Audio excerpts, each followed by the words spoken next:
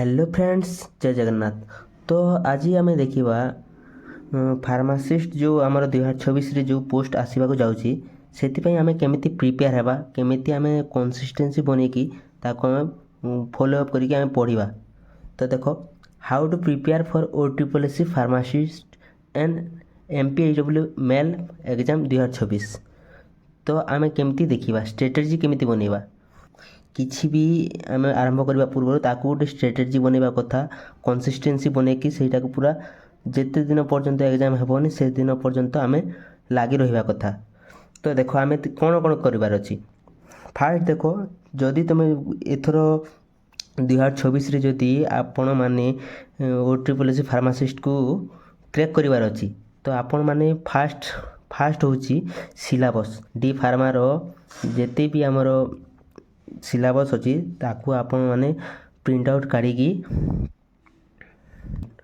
काढ़ी सेटा को आपण मैंने जो आरंभ कर पढ़ापढ़ी से आपण मैंने लगे दिंतु तापर सेटा को आपण मैंने ठीक से प्रिंट आउट को देखिकी पूरा गोटे गोटे करी आपण मैंने पढ़ी चलतु।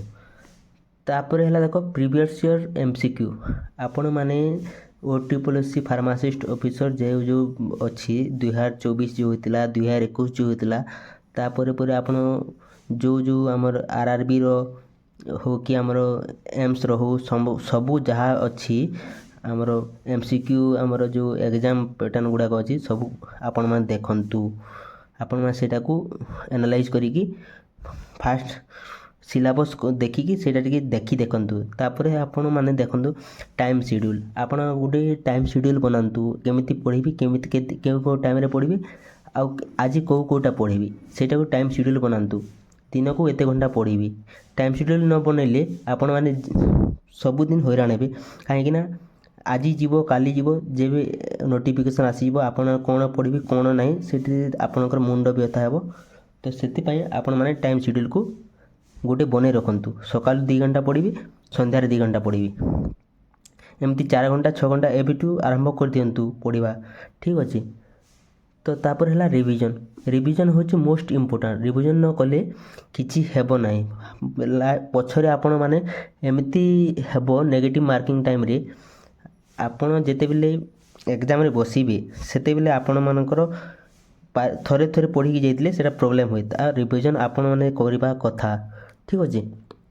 तापर है प्रैक्टिस ऑफ MCQ प्रैक्टिस करते गोटे सब्जेक्ट गोटे लेसन क्लियर करदे चैप्टर क्लियर कर सारा पर ताकू जहाँ तार MCQ बाहर यूट्यूब हो कि जो थी भी हो आपण मैंने से तार MCQ प्रैक्टिस करते गोटे चैप्टर 50टा 60टा प्रैक्टिस करते MCQ। तापर है नेगेटिव मार्क देखो गोटे भूल 0.25 मार्क नेगेटिव होची तो सेटा होची बड़ प्रॉब्लम से आपण मैंने रिविजन न कले नेगेटिव मार्किंग हेबार बहुत संभावना अच्छी। तो आपण मैंने गोटे सब्जेक्ट चैप्टर वाइज क्लियर कले तापर रिविजन करंतु। ठीक अच्छे। तापर देखिबा हमें सिलेबस तो आमर होची डी फार्मा सिलेबस सब फार्मा होची डी फार्मा सिलेबस। ठीक अच्छे।